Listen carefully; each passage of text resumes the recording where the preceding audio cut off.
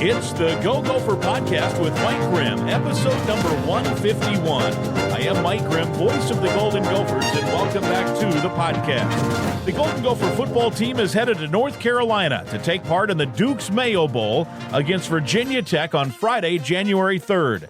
This week, we get a double preview of the game and the festivities.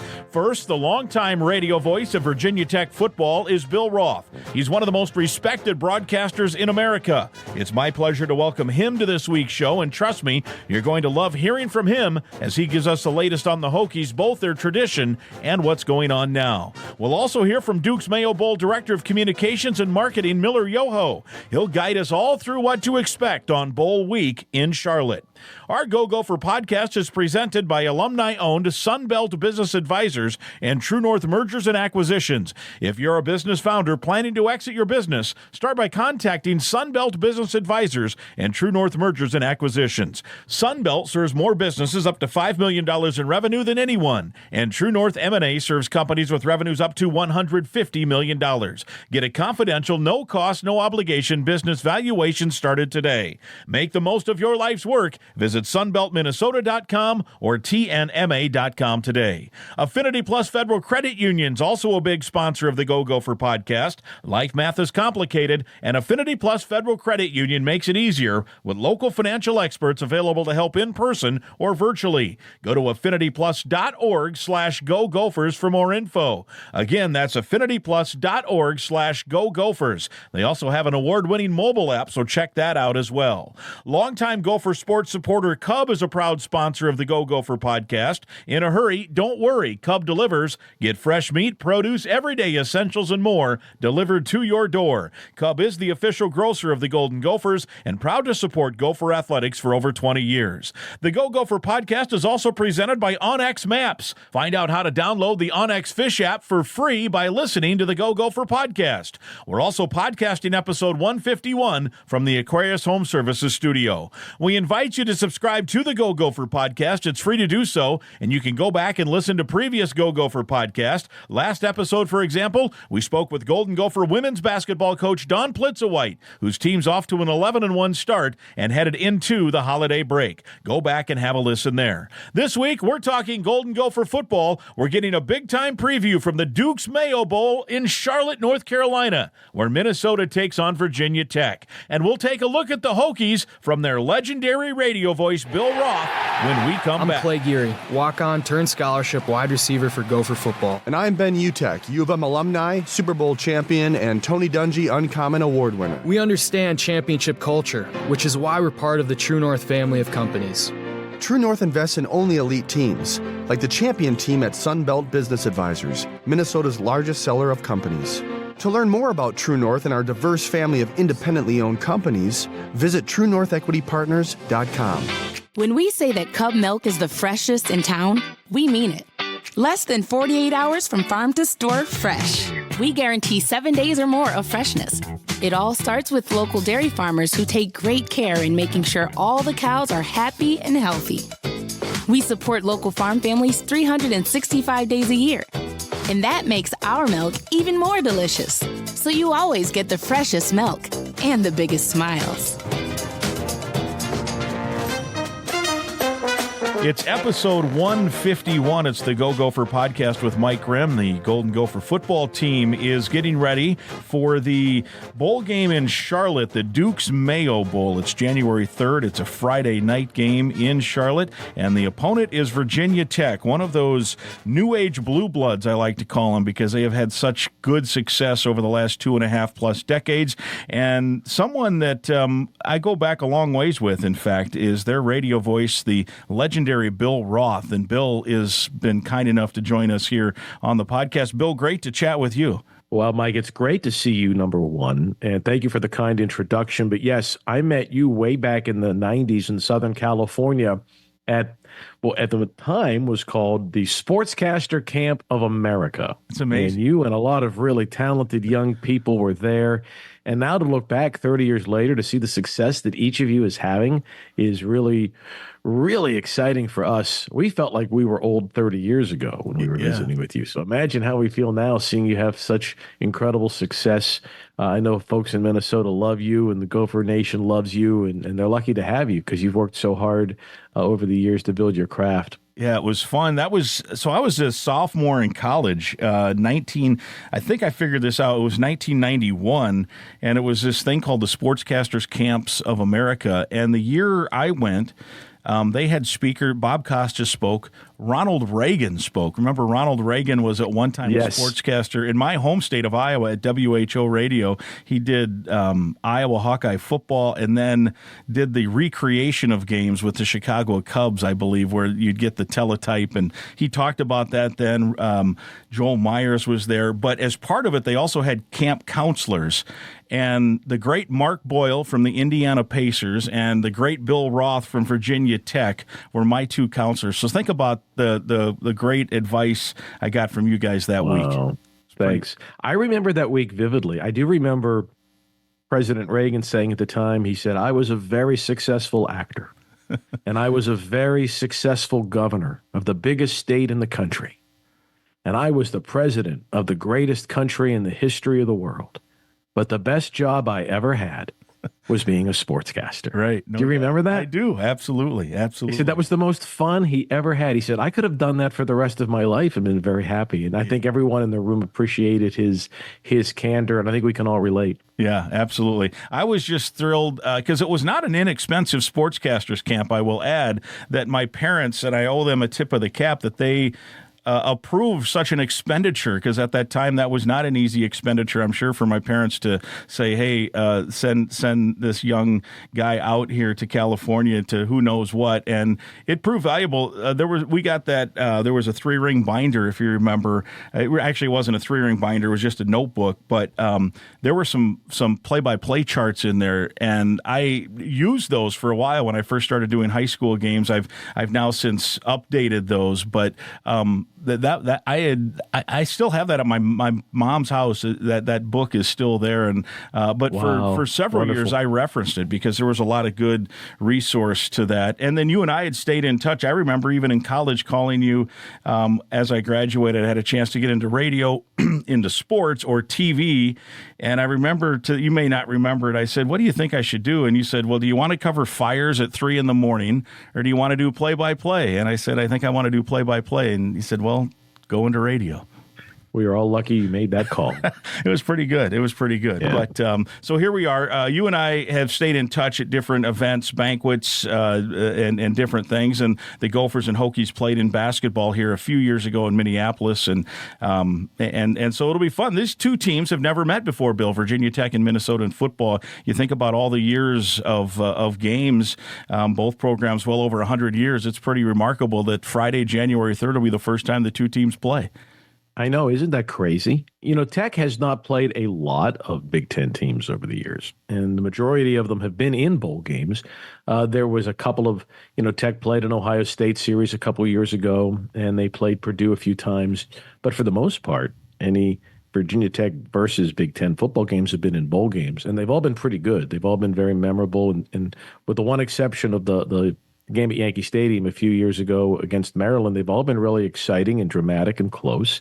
And I'm excited for our fan base. It's a very easy drive. I know it's a long ways from up there for you all, but for our fans, it's a close drive down to Bank of America Stadium. It's the closest NFL stadium to our campus. It's the closest bowl game to our campus. So whenever we have a chance to play in Charlotte in any sport, our men's and women's team usually play a game a year there in Charlotte. And they've already done that. And I think that it should be a good crowd. I wish the Hokies had a better season.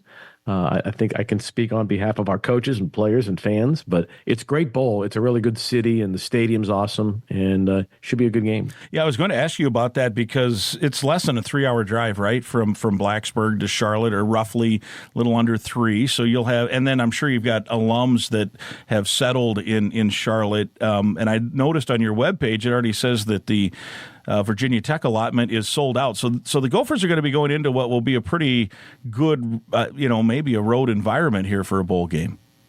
I don't know how the bowl tickets are allocated. Do you remember way back in the day, you would get 15,000 tickets? I think this year it was less. Yeah. I think it was less than 5,000 tickets, but I think it'll look full.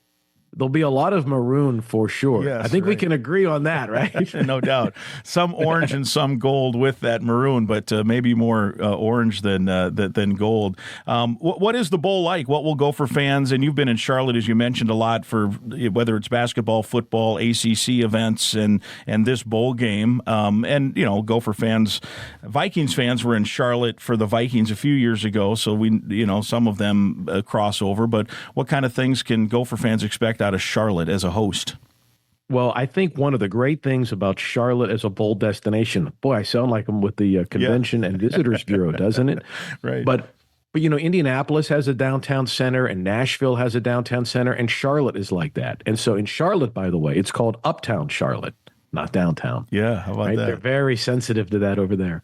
But Uptown Charlotte, which is where the stadium is and the NBA arena is and where their baseball stadium is, they've got the AAA baseball team. It's all in Uptown Charlotte, and it's right near all the hotels and all the bars and the nightlife. And I think that's what makes Charlotte so fun as a bowl destination, or for the ACC tournament when it's there, because you've got all the fans from all the teams staying in all the hotels. And I'm talking about from the budget places to the Ritz-Carlton, right? So you've got them all within walking distance. So you don't need a car, right? If you're coming to the game and you fly into Charlotte, you can Uber to your hotel and everything is there. All the good restaurants, the stadium are all very centrally located. And I don't know if you've been to, I'm sure you've been to India a bunch, but you know what I'm talking about, right? When you don't need a rental car, you're never paying for parking. You can walk everywhere and you interact with fans from other schools.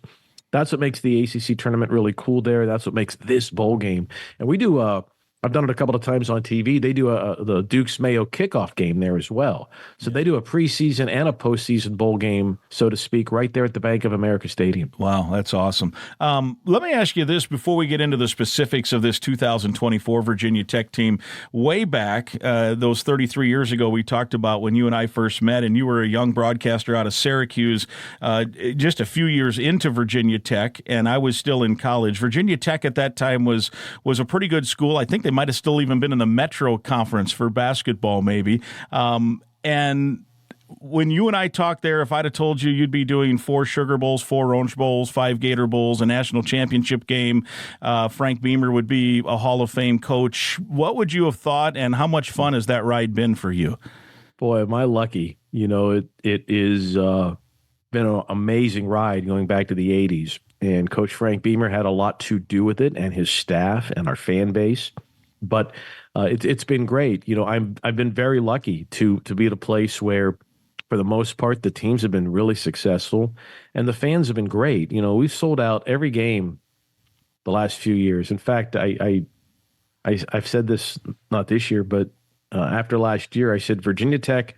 There's only 2 teams in the country that average over 65,000 fans a game and have lost 8 games: Virginia Tech and Nebraska. That was 2 years ago. And I said, and that is not a list we want to be on.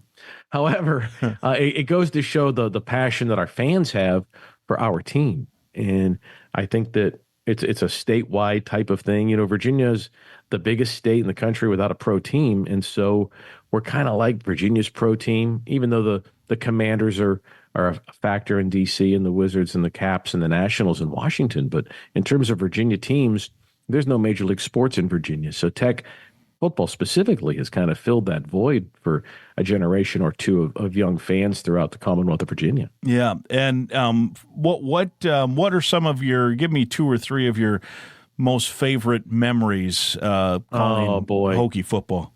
Wow. Well, getting to call Michael Vick's games every time, and you'll know what I'm talking about. When Michael Vick played for Virginia Tech, and he only played for 2 years, right?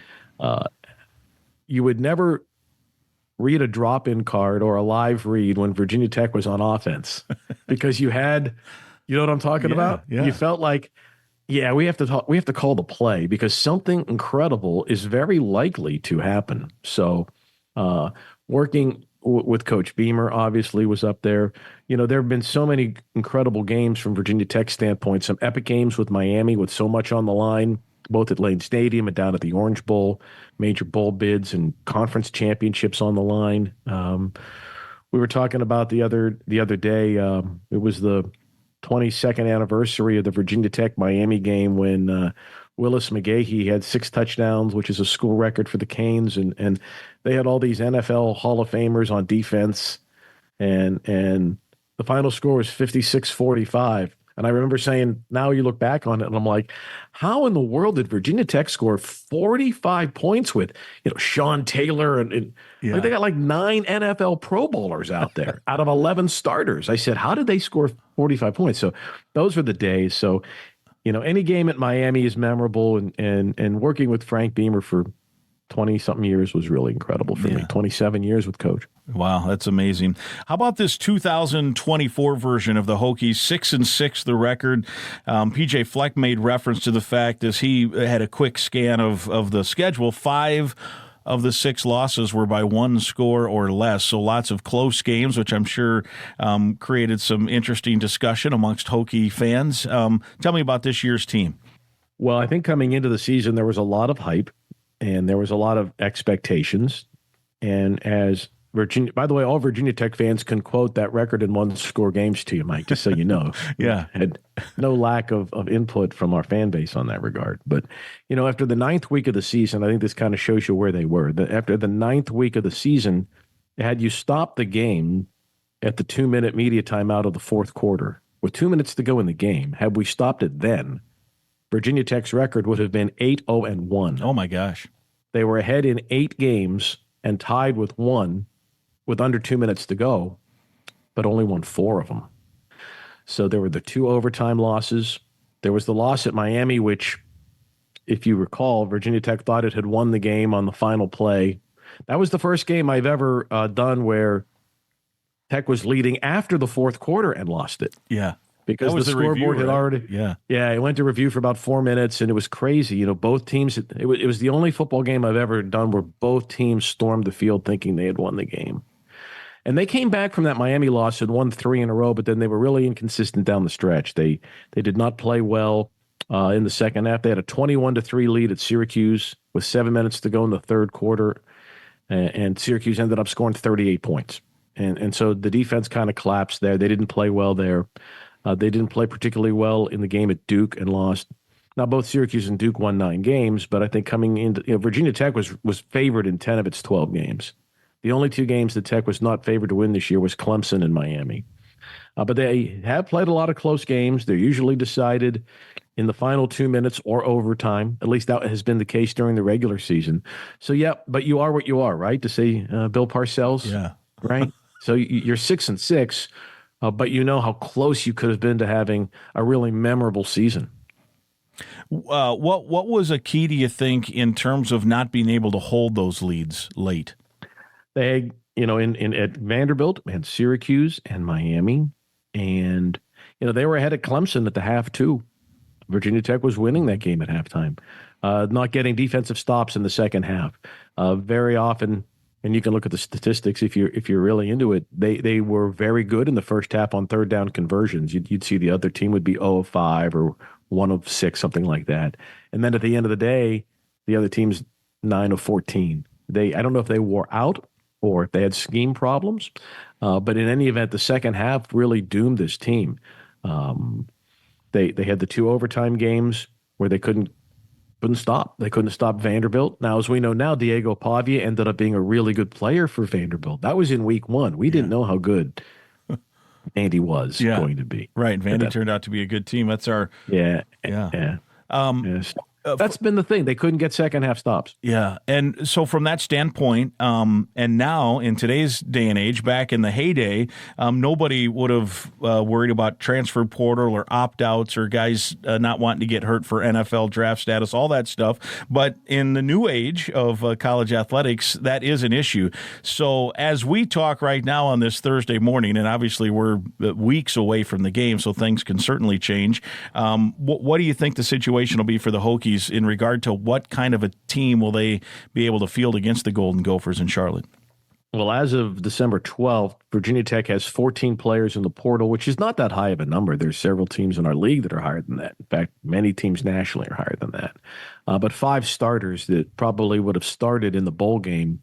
In other words, returning guys who would have started in the bowl game. This doesn't count guys that might opt out because they're going to go to the NFL. Right. So I don't know yet. We'll have our bowl press conference Friday and get a sense of it. I know the players are looking at that, but I know for sure that we have 5 players who would have been part of our 25 team, and we expected to play in the bowl game that are in the portal as of this morning. And some of the bigger names that are going to be the NFL guys, we have 5 other players that have been invited to the Senior Bowl, and we've not heard from them yet whether they'll play in the game or not. I think that's what we'll know Friday. So this isn't going to be the same Virginia Tech team that played 3 or 4 weeks ago for sure, and how much it looks like that team, I guess, not to be a cop-out here, but will be to be determined here in the next couple of weeks. Yeah, same with the Gophers. As of now, they haven't had any starters enter the transfer portal. They do have a couple of guys that have been invited to the Senior Bowl. No word yet. A couple of other guys that have a shot, I think, at the NFL, and so we'll see.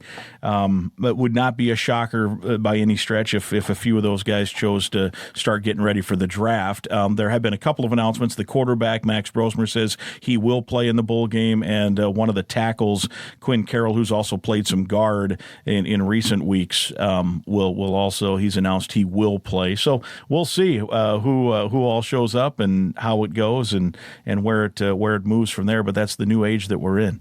Yeah, it's really disappointing because, I grew up loving bowl games. I don't know about you. Yeah. But some of my greatest memories were as a kid watching Bob Trumpy and Don Crickey call the Orange Bowl. Yes. You'd watch these great Nebraska-Miami games, right? Yeah. And the Rose Bowl, right? With Keith Jackson calling the game, and you'd see the sunset over the Rose Bowl, and you'd see, Ohio State and SC going at it. And I always looked forward to those games, and people still do. The television ratings for bowl games, even what one might think are low-level or mid-tier bowl games, the television ratings are really, really good. And B, they're so valuable to communities. Like if you talk to people that live in cities like a Jacksonville or a Shreveport or even Charlotte for this game between Virginia Tech and Minnesota, the bowl games do really help bring money and exposure to a city. And finally for the players, it was always fun for the players. Now, I don't know. I mean, if you're going to the NFL and you got the combine coming up and you want to prepare for that, is a January 3rd bowl game, what is your agent telling you? Right. I don't think anyone ever whispered in Dean Steinkooler's ear, don't play in a bowl game because you're going to be in the NFL in a month. Right. I guess that makes me old school, but I do love bowl games.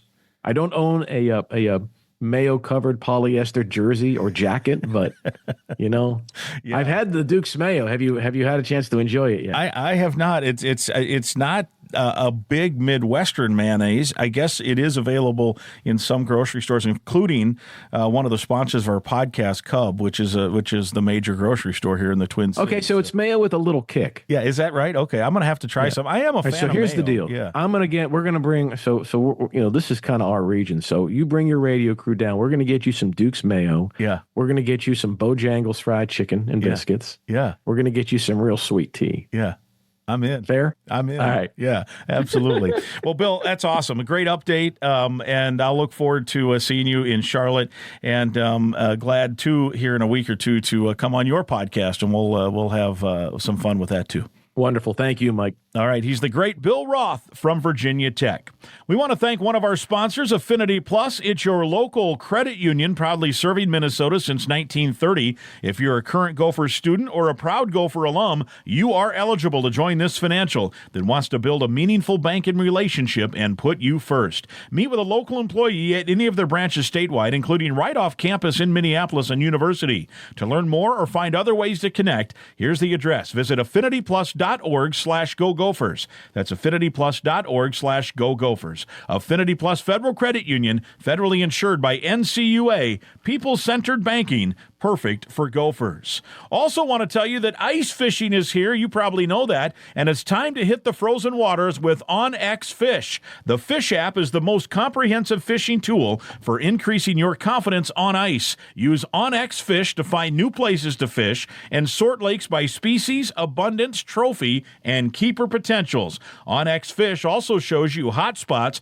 lake-by-lake regulations, and private and public land ownership info. For a limited time, download OnX Fish for free in Minnesota and Wisconsin, or go to onxmaps.com/fish to get more information on the app that is changing the game on ice. Episode 151 rolls on. It's the Go Gopher Podcast, and we want to find out a little bit more about the Duke's Mayo Bowl. And the Director of Communications and Marketing is Miller Yoho, and he joins us now from Charlotte, North Carolina. And Miller, great to see you. Yes, thanks so much for having me on. Excited to have the Gophers in Charlotte in just a few weeks. Yeah, it's the Gophers at Virginia Tech, January 3rd, a Friday night game. You'll hear it on the Gopher Radio Network. You'll see it on TV, all those great things.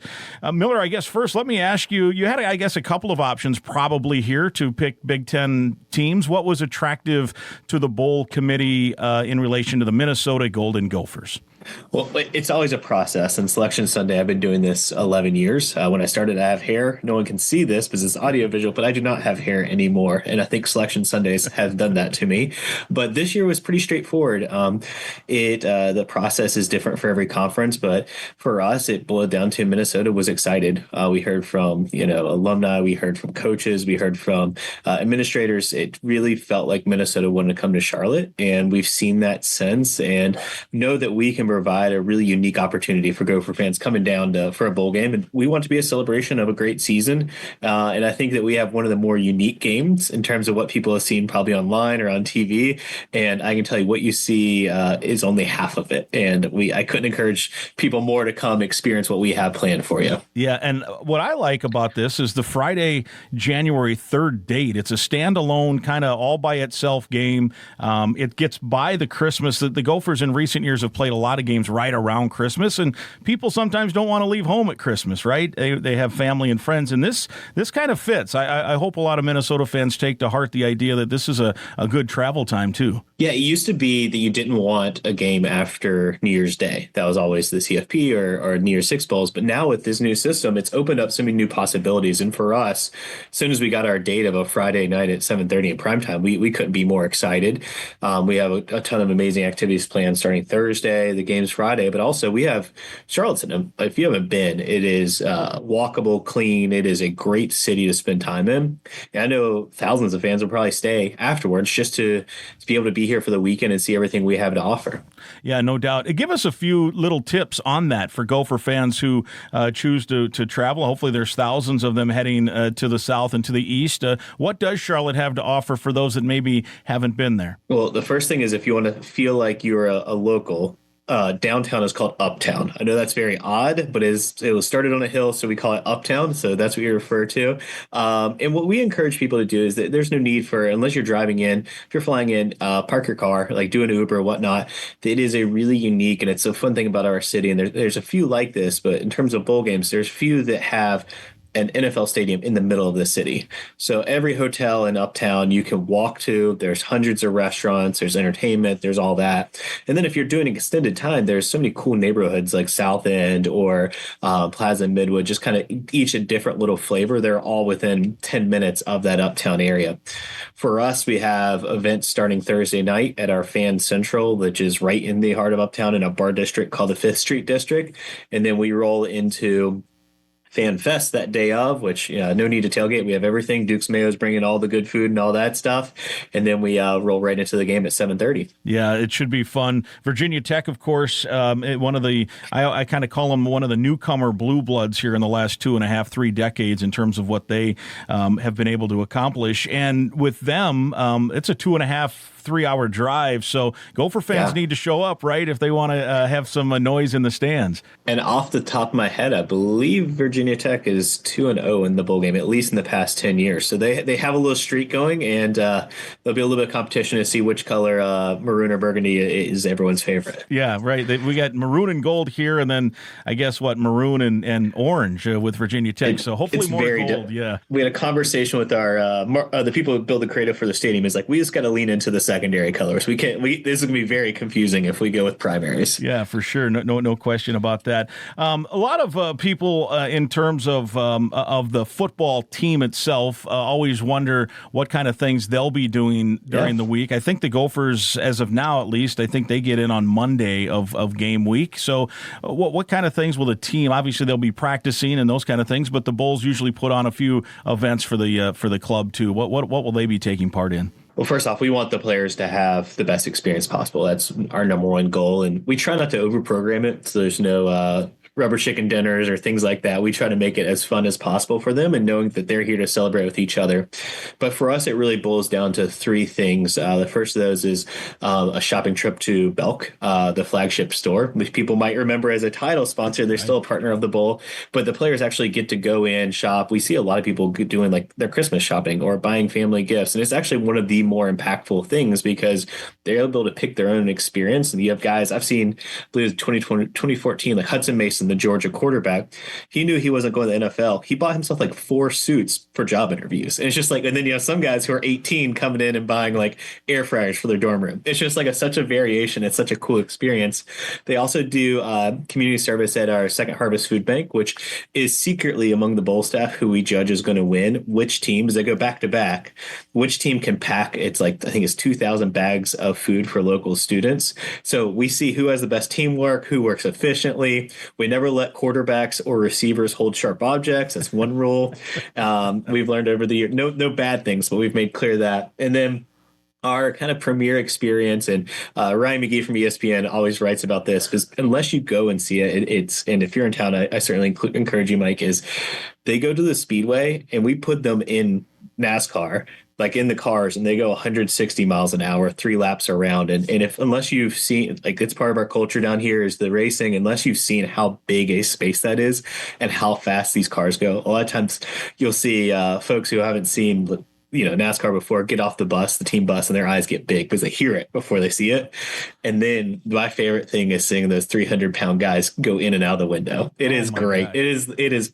I always have camera people there just sitting there ready to get it, because there is nothing funnier than an offensive lineman who is very athletic, but just not physically made to go through a window. Right, and then try to ride around in that car. I've actually done a ride around at Charlotte Speedway in the past, so it's a great opportunity, and it is, if you've not seen it, and if you're not a NASCAR fan or a race fan, to see the banking of the track will surprise people, right? And then 2, just the sheer size of 1.5-mile track, how much land that takes up.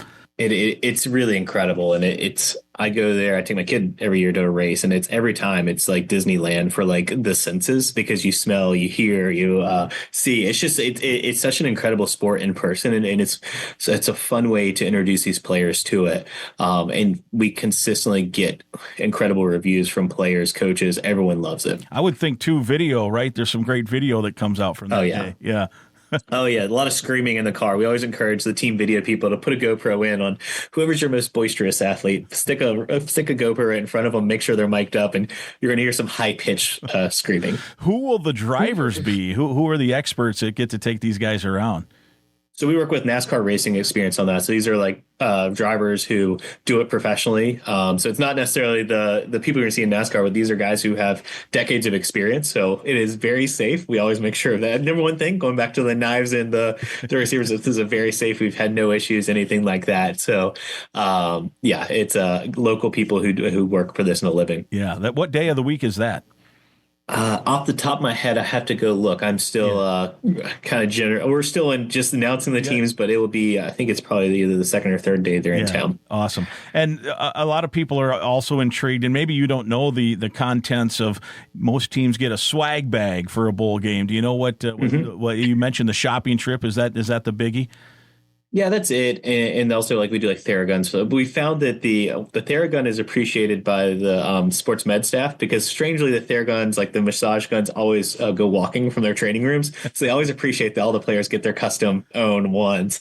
And then we really believe that Belk experience, and we've been doing it, I think it's 15 something like years, that it is the players are appreciative. The amount of thank yous we get after that, because they're getting to pick what they need, whether it's for their parents themselves, their brothers, sisters. It's just a really unique thing that they get to design their own swag bag, for lack of better words.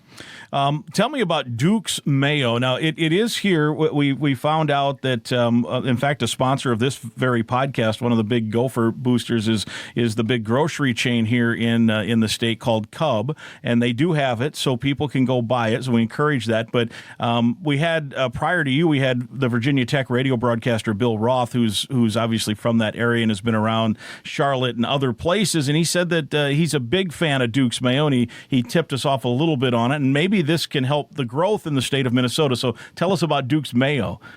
It's one of those things that you don't know how good something is until you have it. And it's something you're raised with. I don't know how to explain it, like, culturally, but like in the South, like I've never had Hellman's in my life. And this isn't because I work for the bowl game and they sponsor us all this. Like, right. I was raised as Duke's Mayo, and like that's the only thing. In fact, like if I see something else in someone's house, it's like a disappointment. You can taste a difference, but it's also part of who we are, stuff like that. And I'll add in, we've been working with them for 4 years, and we work in a lot of different events and things. But the way Duke's Mayo has bought into this game, to the kickoff game, but also bought into college football, they get it. They're tremendous people, and so much of the things we're able to do in the game and the fun stuff and the Mayo dump, like, that's because they understand who college football is and they care passionately about the fans. So I would encourage, go to Cub. I didn't know what Cub was until I saw Coach Fleck mention it. I figured like that's a Harris Teeter. That's what we have down here. But go to Cub, buy a lot of Duke's Mayo, tell them you're going to the bowl game and all that stuff. Yeah, no doubt. Yeah, I'm looking forward to it. I'm actually going to go buy some here in the next week or so locally, just to give it a test run before we get down to Charlotte before the football game.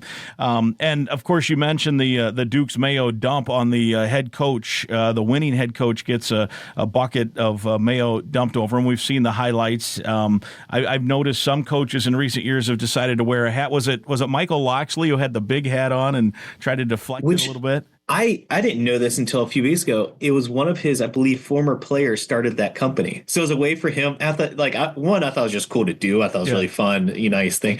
But what a cool way to support your players, to wear the big hat on national TV. For sure. But yeah, it's everyone has worn a hat to date. So we will see. My favorite moment, and I'm not going to speak too much about the Mayo dump other than to do my job in marketing and say bigger, better, more surprising than anyone ever expects this year. Duke's Mayo, going back to those folks, they are swinging for the fences for this. So that's all I'm going to say and all I'm allowed to say.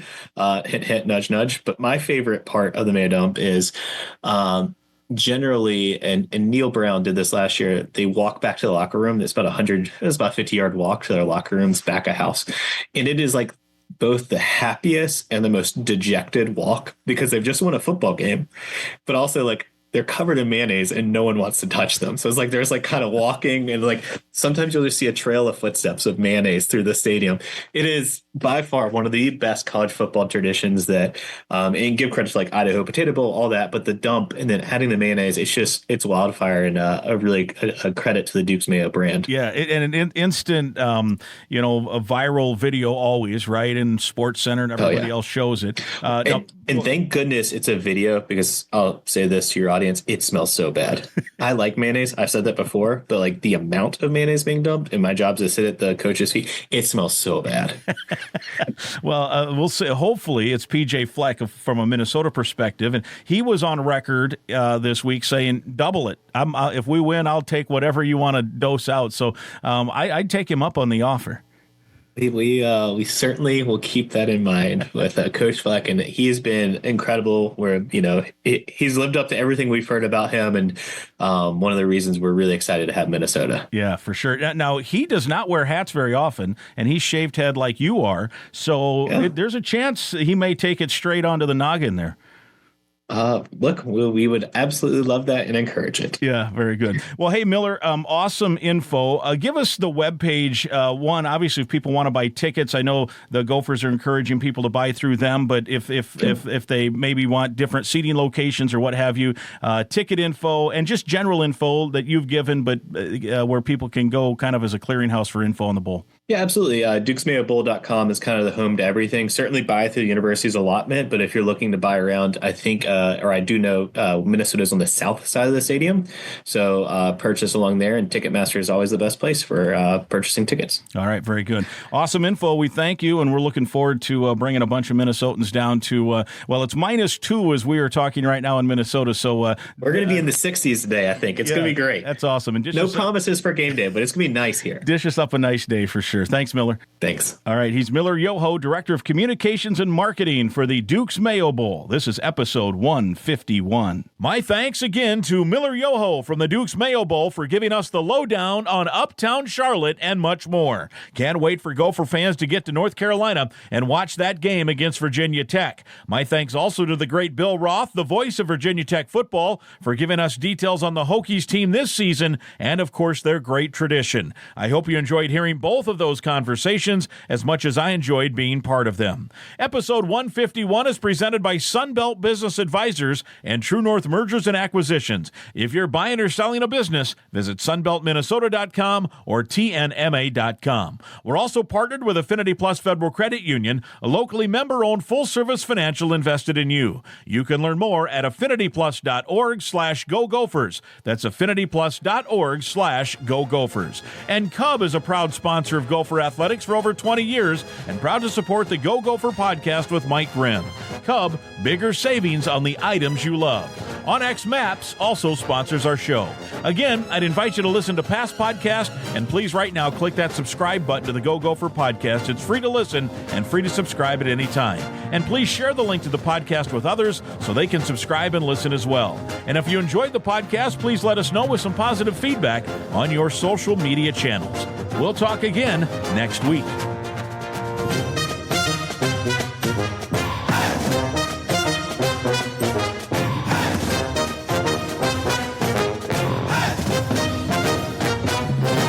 How much can you save when you shop Cub? Let's just say you might need a bigger cart.